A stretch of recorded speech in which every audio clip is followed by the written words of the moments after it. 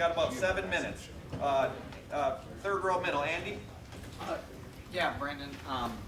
So, as a senior, the coaches have mentioned the ability of this offensive line to rotate. What have you seen as a leader out of your guys up front that makes that possible? What allows you to maintain that chemistry? I think it's a lot of old guys helping young guys. I mean, we have people like Jonah Jackson, who's just gotten into this program, but he still has the knowledge and ability to help the younger players. I help the younger players. Josh Myers help the younger players. It's just really bringing along those guys and getting them up to our level and our level of play so that they can go in the game and not miss a beat. Front row right, Austin.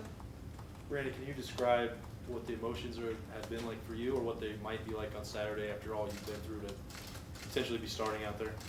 It's definitely emotional. I mean, just seeing the news a few minutes ago, it was hard, I guess, not to break down and cry because it's been a long road.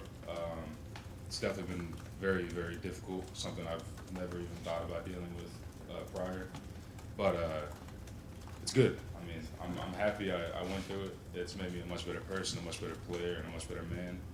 And yeah. When you had the setback last year, this additional surgery, did you think that you could get back to this point? Yeah. I was confident in our training staff, specifically Stu. You know, he's helped a lot of great players get back to where they need to be, and I was also confident in my coaching staff of keeping believing in me and just getting me back up to that point where I was. Far left, Lori. Have they continued the tradition here of calling the family when you earn a starting job? Yes, I have. Has your family received that phone call, and could you talk to us about what happened if that did take place? They have not yet. This is the first, I guess, news I'd heard of that I'm starting, I guess. So.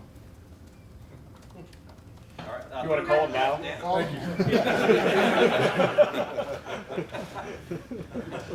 Dan? Branden, just when you think about the things you had to deal with over this past year and a half, when you think now to going into Saturday, just what do you think that's going to be like for you to finally be back on the field for the first time since last October? Definitely very emotional, but I think it's gonna help a lot. I mean, I'm not gonna be thinking about the nerves and all that. I'm just gonna be thinking about how grateful I am to be back and to be back on that field, run out of the tunnel with my brothers, and be able to play in that atmosphere again. Does it make you play with an extra level of fire, maybe, knowing that, hey, this is my last year, this is my last chance, and I almost had this taken away from me? Absolutely. I mean, missing the time that I did. Well, first of all, having the time that I did to start, and then having that taken away from me through an injury was eye-opening. It really gives you a different perspective on how important it is to value your time that you have. And so going into this year, I think I value everything and everybody around me a lot more. Front row right, Bill. Did you really just find out when Ryan Day announced it? Yeah. Oh, really? Officially, yeah. Where were you? I think, down in the massage chair. Okay, so that's how you heard. Yeah. Okay. And you were competing against Nick, who's obviously a great player, 5-star recruit and all that. How did you approach that competition? I mean, it's just it's really beneficial to have a player like that to go against every day because not only do you have the Chase Youngs, the Jonathan Coopers to go against, but you also have your own unit mates. You have Nick Petit, and we constantly push each other to make each other better, and I think that made us both better than we could have ever imagined. Second row left, Ari. Branden, you have a family now. Yeah. And I was just wondering, having a family when you're going through this and having a fiance and a child, are the stakes higher to get back? When you think, I have a family I want to provide for. What did that dynamic do for you and your motivation and Right. just kind of this journey to getting back to this position? The stakes are definitely higher, but at the same time, the support system is also a lot better, in my opinion, at least. Having my fiance to go home to and my son to, look up at me every night. At the same time, as there's a lot of pressure, there's a lot of support there as well. So it's kind of balanced itself out. It hasn't been too much on me or anything like that, but it definitely helps a lot. And then when you're going through a competition where you're finally back to being healthy, and a lot of people are saying, hey, this 5-star kid that's coming in is going to be the starter. Do you ever just think, forget that. Like, I'm already a starter. I've already been a starter. This is my job. Like, I mean, how do you process that?